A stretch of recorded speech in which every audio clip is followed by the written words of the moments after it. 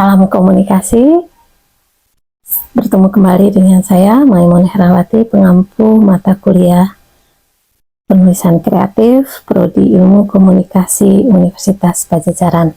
Pada pertemuan ini kita akan berdiskusi tentang membangun pustaka kata. Mengapa membangun pustaka kata ini sesuatu yang kita bahas dalam satu pertemuan? Ini adalah karena seorang penulis akan sulit menumpahkan ide dan pemikiran mereka tanpa memiliki koleksi kata yang luas, begitu ya. Sehingga salah satu bagian dari menjadi seorang penulis terampil, kita mencoba membangun koleksi kata-kata kita. Nah, tiap tahun sebenarnya baik itu kamus Indonesia ataupun kamus luar negeri ya, Inggris Dictionary, Cambridge for example, Cambridge Dictionary atau Oxford Dictionary, mereka sebenarnya selalu punya kata-kata baru. Jadi kata yang digunakan oleh masyarakat secara luas, maka pada tahun penggunaan yang demikian masif itu biasanya dia dimasukkan ke dalam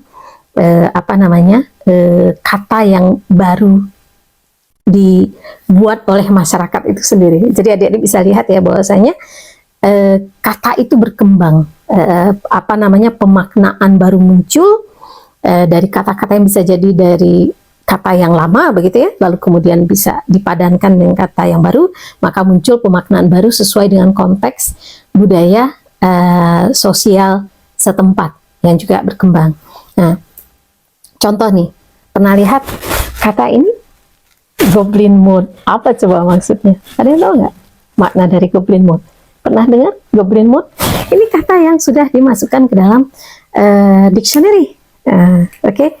Makna goblin mood ini. Pernah lihat kata ini? Pernah? Fax? Tahu maknanya? Maknanya ini.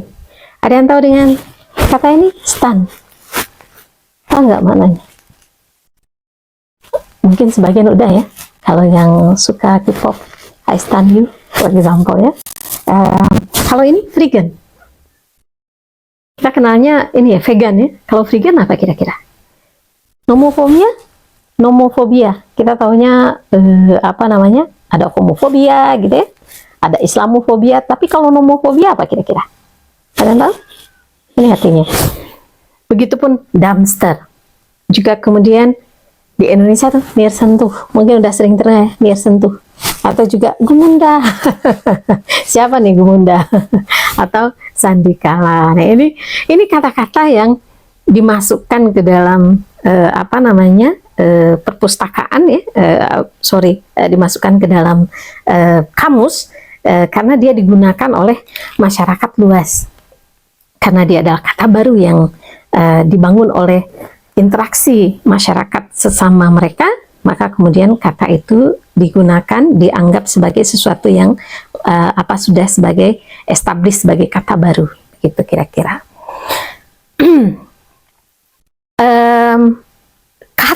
Kata yang kita pilih ya, kalau kita punya koleksi kata yang luas, kata yang kita pilih itu akan menghasilkan rasa ya, sense, kalimat yang berbeda satu sama lain. Contoh. Coba adik-adik rasakan antara ibu itu menatapnya dengan ibu itu mengawasinya, dengan ibu itu mengintipnya, ibu itu melihatnya, ibu itu meliriknya, ibu itu menjelingnya. Lihat, menatapnya, mengawasinya, mengintipnya, melihatnya, meliriknya, menjelingnya. Coba rasakan. Ada beda nggak? Beda ya. Tapi semuanya itu bicara tentang cara menggunakan penglihatan. Mengawasi, menatap, melihat, mengintip, menjeling, melirik, ya.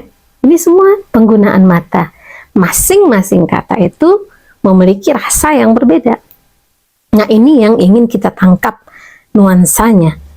Adik-adik kuasai apa pesan yang disampaikan oleh kata-kata tertentu dan gunakan itu nanti untuk menyampaikan makna yang ingin adik-adik sampaikan.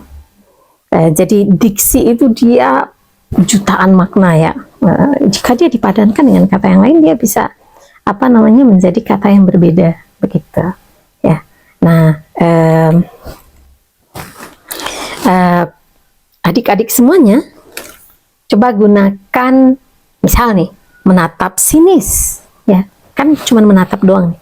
Padankan dengan menatap sinis, menatap lembut, menatap penuh amarah. Nah, beda lagi kan ya. Lalu kemudian menatap kosong, menatap dengan tatapan kosong, ini beda lagi.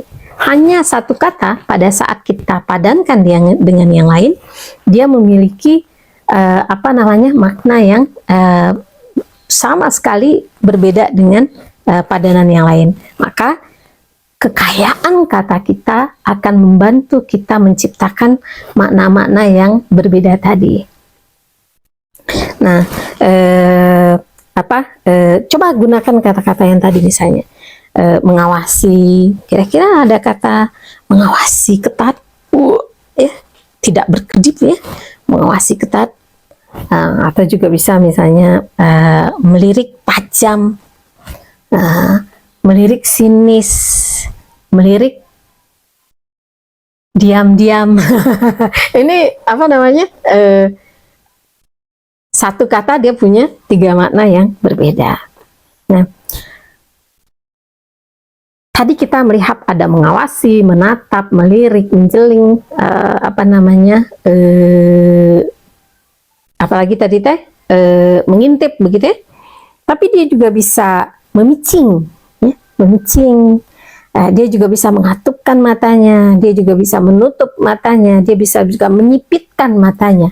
Nah, ini juga memiliki makna yang berbeda. Dia memicingkan matanya. Biasanya dia memicingkan mata, rasa-rasa yang muncul itu adalah kalau seseorang tidak ingin melihat sesuatu, katakanlah sesuatu itu sangat menyakitkan, membuat dia sangat terluka, maka biasanya dia memicingkan mata.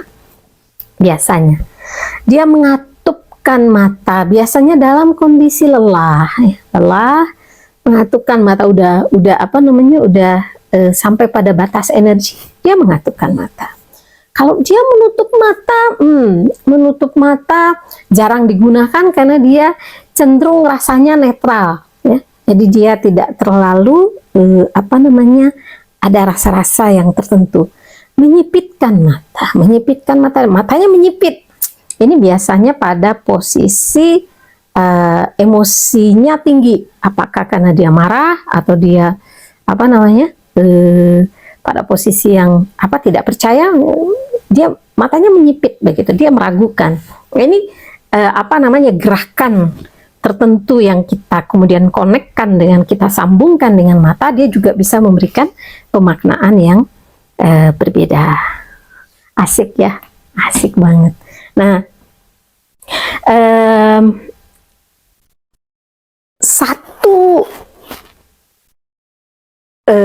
satu anggota tubuh kalau kemudian kita gabungkan dengan kata-kata yang lain, dia bisa juga memberikan karakter pada tokoh kita. Ya, jadi membangun karakter dalam kisah kita bisa kita lakukan melalui deskripsi dari anggota tubuh. Contoh, bibir yang tipis. Bibir tipis ini kalau di novel-novel biasanya diletakkan kepada ibu-ibu yang suka ngomongnya itu pedes gitu, bibir tipis. Nah, ini dia bisa diarahkan ke sana. Nah, lalu kemudian bibir yang ranum biasanya kepada remaja putri yang sedang mekar-mekarnya, bibir ranum gitu ya, enak dilihat. Nah, tapi kemudian bibir yang keriput, maka dia adalah milik dari seseorang yang lansia, ya, lansia, udah tua, bibirnya keriput. Nah, kalau bibir hitam, ini ada dua kondisi. Orang yang hidup di tengah terik matahari atau orang yang sedang ada di musim dingin. Nah, dua-duanya menghasilkan bibir hitam.